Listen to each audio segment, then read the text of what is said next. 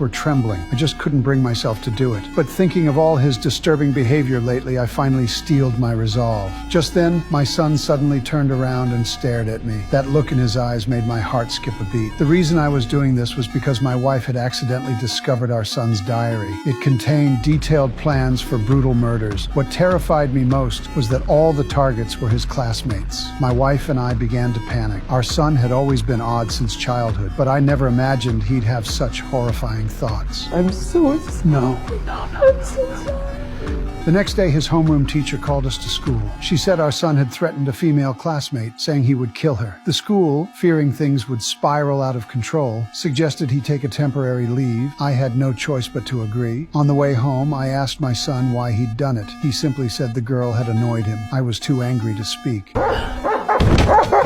The neighbor's barking dog interrupted our conversation. I saw my son's face instantly turn vicious. The next day, that dog was gone. I immediately suspected my son was responsible. I was convinced a demon lurked within him. Sooner or later, he would cause a tragedy. That day, I saw news about a hiker falling off a cliff. A terrible idea formed in my mind. I decided to take my son mountain climbing. I would push him off the cliff when I got the chance, to prevent him from harming others in the future. The next day, I brought my son to the location. Snow covered the branches. The surroundings were eerily quiet. When we entered the deep forest, I pretended to take a phone call. Then I moved behind my son. We soon reached the steep cliff edge. Just one gentle push, and my son would plummet into the abyss. But when my hand touched his backpack, a sharp pain pierced my heart. Looking at the child I'd raised for 20 years, I simply couldn't do it. I struggled internally for what felt like forever. Finally, I made up my mind. But just then, my son suddenly turned around. His face showed a fierce expression. What are you doing?